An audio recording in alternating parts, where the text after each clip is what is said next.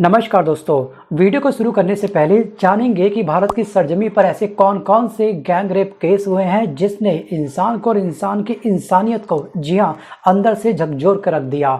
जिसमें सबसे बड़ा केस था निर्भया गैंग रेप केस, जो हुआ था 2012 में, लेकिन उसको इंसाफ मिला था 2020 में। जी हाँ, इस केस को इंसाफ मिलने में पूरे 8 साल लगे।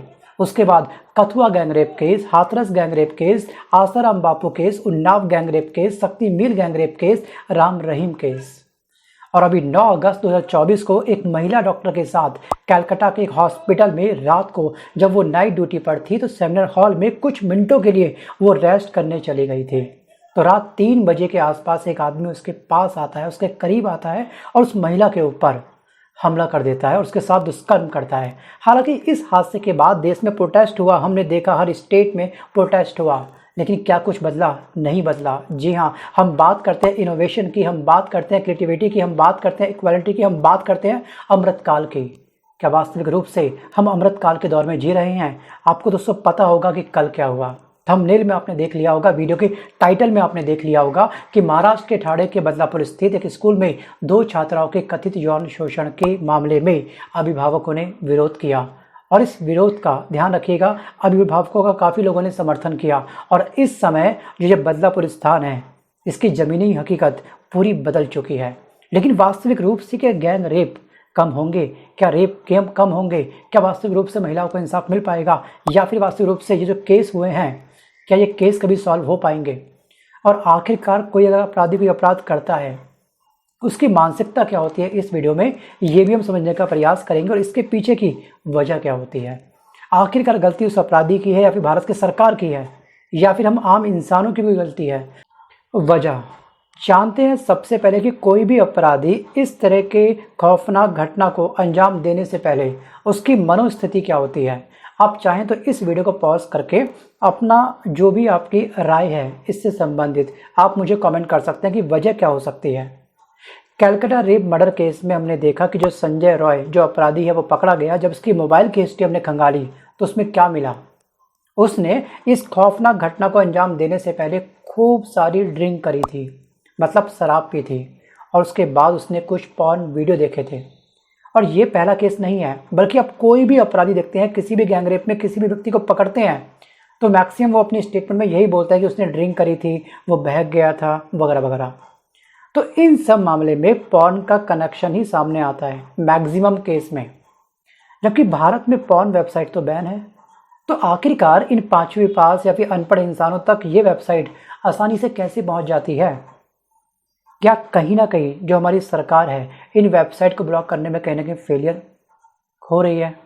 जो हमारी ये साइबर टीम है जो प्रोटेक्ट करती है हमारे फ़ोन को, हमारे लैपटॉप को, या फिर अदर किसी हमारे भी गैजेट्स को, तो कहीं ना कहीं वो जो लगाने वाली जो प्रॉक्सी होती है वो प्रॉक्सी उनके सामने फेल हो रही है। लेकिन वो इस घटना को अंजाम देने में कहीं ना कहीं अप्रत्यक्ष रूप से बहुत बड़े सहयोगी भी हैं। जी हाँ, आपको मैंने एक वीडियो बनाया था जिसमें बताया था कि आखिरकार कौन कौन से देश किस किस तरह की यातनाएं देते हैं। हम क्या करते हैं, पहले तो इन अपराधियों को पालते हैं, एक सेल में रखते हैं, उनको 3 टाइम का खाना दे देते हैं।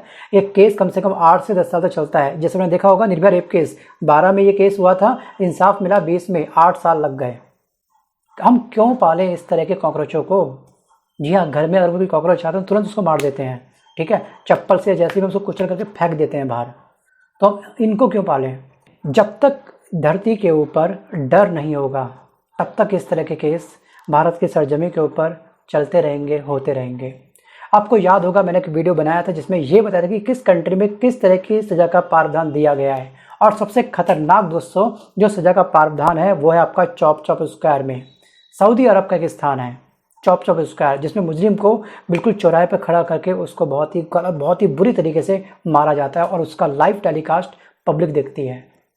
जा करके फिजिकली ऑफलाइन भी आप देख सकते हो। तो कहीं ना कहीं दोस्तों दुष्कर्म करने वाला व्यक्ति 100 बार सोचेगा कि कहीं ना कहीं मेरे साथ भी ऐसा ना हो जाए। मैं ये नहीं बोलता कि आप लाइव टेलीकास्ट कर डालो या फिर चॉप चॉप स्क्वायर भारत के कोई स्थान को बना डालो, लेकिन कम से कम डर तो ऐसा हो कि कम से कम एक मैसेज आने वाला जो समय है, जो आने वाला खतरा है, उस खतरे को रोक सके। एक ऐसा मैसेज सेट करना चाहिए। सो गाइस, आपको याद होगा साल 2021 में दिल्ली कैंट का एक स्थान है जहां पर एक बच्ची के साथ रेप कर उसकी हत्या कर दी गई थी। 1 साल की बच्ची। और इस मामले में आरोपी की मोबाइल हिस्ट्री जब उन्हें खंगाली थी तो क्या पाया था, उसमें भी सेम इसी तरह का कंटेंट पाया गया था, पॉर्न वीडियो। सतना का आपको स्थान याद होगा।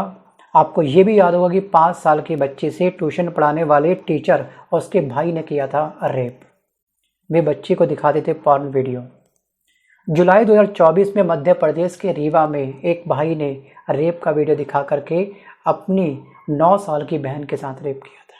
सोचिए, लोगों को पता नहीं कि वो क्या बोल रहे हैं, क्या इसका मतलब होता है, लेकिन बिंदास शब्दों का प्रयोग कर रहे हैं। क्यों? वो कहाँ से सीख रहे हैं? तो कहीं ना कहीं दोस्तों जो पोर्नोग्राफी है वो मस्तिष्क पे इस प्रकार से घर कर चुकी है, क्या सही या फिर गलत है उस इंसान को कुछ समझ नहीं आता। तो कहीं ना कहीं अगर वेबसाइट बैन है तो ये एक्सेस कैसे कर पा रहे हैं? थिंक अबाउट इट, विचार जरूर करिएगा। अगर आप भारत के सूचना मंत्री हैं तो आखिरकार आप कौन कौन से कदम उठाएंगे इस तरह की वेबसाइट को ब्लॉक करने को लेकर के? अपनी राय आप मुझे चाहो तो कमेंट कर सकते हो। दोस्तों, कैसे पहचाने पॉर्न के आदी व्यक्ति को या फिर अपराधी को? कैसे पहचाने उस अपराधी को जो हमारे लिए भविष्य में एक खतरा बन सकता है? जानते हैं इस बात को थोड़ा सा। अक्सर ये देखा गया है कि बलात्कार जैसे मामलों में आरोपी कोई जान पहचान वाला व्यक्ति होता है, चाहे फिर वो कोई करीबी रिश्तेदार हो या पड़ोस का कोई व्यक्ति या फिर जिसके जिम्मे आपकी सुरक्षा हो, वही आपके लिए खतरा बन सकता है। जान पहचान होने की वजह से ज़्यादातर महिलाएं ये महसूस ही नहीं कर पाती कि व्यक्ति किस तरह की मानसिकता से ग्रसित है। ऐसे में अब ये सवाल उठता है कि अगर कोई व्यक्ति गलत मानसिकता वाला है तो उसे हम कैसे पहचानें? दोस्तों, इसके लिए सिंपल सा एक बहुत ही फेमस डॉक्टर हैं, इशिता नाम है उनका, इशिता मुखर्जी। ठीक है, ये बहुत बड़ी साइकोलॉजी डॉक्टर हैं। उनका मैंने एक बार इंटरव्यू देखा था, उसमें उन्होंने काफ़ी सही तरीके से बताया था कि आप व्यक्ति को देखने के तरीके से उसके इरादे को भाप सकते हैं। बस शर्त यह है कि आप ब्लाइंड फेथ उस व्यक्ति पे ना करें। कुछ लोग बिल्कुल ब्लाइंड फेथ कर जाते हैं, ये नहीं करना है। आँख पे ना तो को पट्टी बांधनी है, ना उस पट्टी और आँखों के बीच में कोई एल्फी लगानी है। जो इंस्टेंट फेथ आप दिखा देते हैं किसी भी व्यक्ति पर, वो बिल्कुल ना दिखाएं। जी हाँ यार, बातों का वो काफ़ी धनी हुआ तो, बट अंदर से काफ़ी गलत हुआ तो क्या करोगे आप? बस मीठे शब्द बोल लिए आपने, मीठे शब्दों से उस इंसान का क्राइटेरिया फिर उसकी छवि अपने माइंड में तैयार कर ली, अब तो वो कुछ गलत नहीं कर सकता। लेकिन ऐसे ही लोग कहीं ना कहीं मीठे बोल वाले जो व्यक्ति होते हैं वही कहीं ना कहीं खतरा है, जान बन जाते हैं हमारे लिए। दोस्तों, फिर हमको देखना है कि उसका आपसे बात करने का तरीका भी बाकी सामान्य लोगों के तुलना में काफ़ी अलग होगा। ज़रूरत से ज़्यादा हंसी मजाक होगा, जो एज का गैप होगा वो इंसान एज का गैप भी ध्यान नहीं रखेगा, या फिर जो रिलेशन का जो एक गैप होना चाहिए वो उसको भी मेंटेन नहीं करेगा। वे आपके करीब रहने की हमेशा कोशिश करेगा, आपसे हर चीज़ का वो अपडेट लेगा, कहाँ है, क्यों है, किस तरह वगैरह वगैरह, और आप उसको अपडेट दे भी देते हो हर चीज़ का। ऐसे व्यक्ति का दोस्तों ध्यान रखिएगा, जो टच होगा ना वो बैड टच है या फिर गुड टच है वो भी आपको आराम से पता चल पाएगा। बशर्त ये है कि आपकी आंखों में उस व्यक्ति को लेकर के काली पट्टी ना बंधी हो।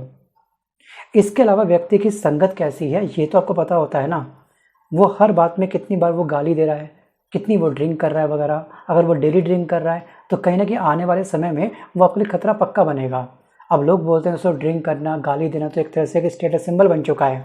जो इंसान ड्रिंक नहीं करता, गाली नहीं देता, तो इंसान को किसी काम का नहीं है, वो इंसान लूज़र है, या अल्ट्रा मॉडर्न सोसाइटी बोलती हैं। बट कहीं ना कहीं अल्ट्रा मॉडर्न ज़रूरत से ज़्यादा सोसाइटी जो बन जाती हैं वो भी अन्य व्यक्तियों के लिए या फिर पूरे समाज के लिए एक बहुत बड़ा खतरा बन जाती हैं। यही तो हम देख रहे हैं, वेस्टर्न कल्चर अपनाया गया लेकिन ज़रूरत से ज़्यादा अपना लिया, तो कहीं ना कहीं लोगों के अंदर जो वासना है वो बढ़ चुकी है। और कहीं ना कहीं इस तरह के केस लगातार और अधिक बढ़ेंगे अगर डर पैदा ना हुआ तो। अगर लड़की किसी मार्केट में जा रही है, कोई व्यक्ति उसको गलत तरीके से देख रहा है तो तुरंत उसको वहीं पर चिल्ला करके उसको डांट देना चाहिए। लेकिन क्या करें, क्यों बखेड़ा खड़ा करें हम लोग? तो लड़की भी कहीं ना कहीं झेप जाती है, दब जाती है और आगे बढ़ जाती है। लेकिन उस व्यक्ति की हिम्मत, आज वो केवल आपको गलत तरीके से देख रहा है या फिर कोई गलत टीका टिप्पणी कर रहा है और अगर आप शांत हो गए तो उसकी हिम्मत आगे 4 कदम और बढ़ने वाली है। तो अगर कोई भी व्यक्ति किसी बड़े खतरे को अंजाम देने से बचना चाहता है कि उसके साथ कुछ गलत ना हो, बहुत बड़ा या फिर छोटा सा भी, तो शुरुआती तौर पर ही आपको काम करना शुरू करना होगा, ख़ास तौर पे महिलाओं को, लड़कियों को। और यहाँ पे जो बच्ची काफ़ी अभी समझदार नहीं हुई हैं तो उनके पेरेंट्स को समझना होगा कि बस 2 मीठे शब्द बोल लिए और आपने पूरा ब्लाइंड फेथ कर लिया, पूरा बच्चा उस इंसान के या फिर पड़ोसी के हाथों आपने सौंप दिया। थिंक अबाउट इट, विचार जरूर करिएगा कि आखिरकार जिम्मेवार कौन है।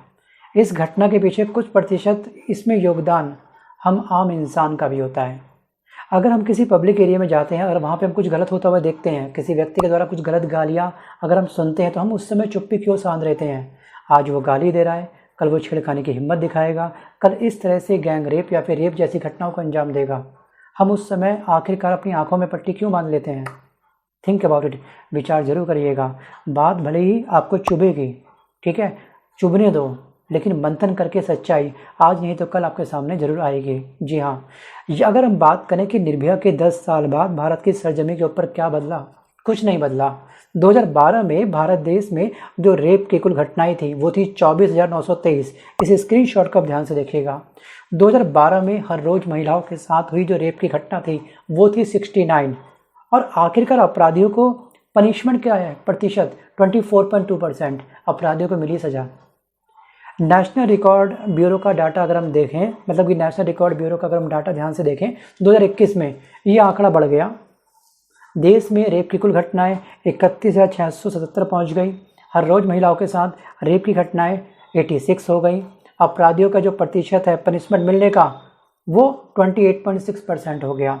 और इस समय जो वेबसाइट है, जो पोर्नोग्राफी वेबसाइट जो चल रही है, उससे ये आंकड़ा अब बहुत ही तीव्र गति से बढ़ेगा। कोविड के बाद क्या हुआ, इस टाइप की साइटों को बहुत ही अधिक परमिशन मिल गई। घर में लोग बैठे हुए थे, उन्होंने कुछ अच्छा नहीं सीखा बल्कि कुछ गलत सीख लिया और उस एडिक्शन को हमेशा के लिए अपने अंदर पाल लिया। थिंक अबाउट इट, विचार जरूर करिएगा। सो गाइस, आज के इस वीडियो में बस इतना है। और कहीं ना कहीं मैं बात करूंगा केवल सरकार के बारे में कि सरकार को एक ऐसा कदम जरूर उठाना चाहिए जिससे किसी भी अपराधी के मन में अपराध करने से पहले एक डर जरूर पैदा हो जाए। फांसी से अब बात नहीं बनेगी, हमको सीखना पड़ेगा अमेरिका से। वहाँ पर सीधे शूट वाला ऑप्शन चलता है, वहाँ चलता है आपकी करंट वाली चेयर, वहाँ चलती है आपकी एक पब्लिक मैसेज जो डर पैदा करता है। और कहीं ना कहीं भारत सरकार को भी इस तरह के अपराधियों के मन में या फिर आम इंसान के मन में भी एक डर पैदा करना होगा। और इस डर का बीच कहीं ना कहीं महिलाओं की सेफ्टी को लेकर के इस प्रकार की जो घटनाएं होती हैं उनको, जो घटनाएं की संख्या है उसको बढ़ने से रोकेगा, ऐसा मेरा मानना है। अब आपकी राय क्या है, आप विचार करके चाहो तो मुझे कमेंट कर सकते हो। मिलता हूँ जल्द अपने वीडियो के साथ, तब तक के लिए धन्यवाद।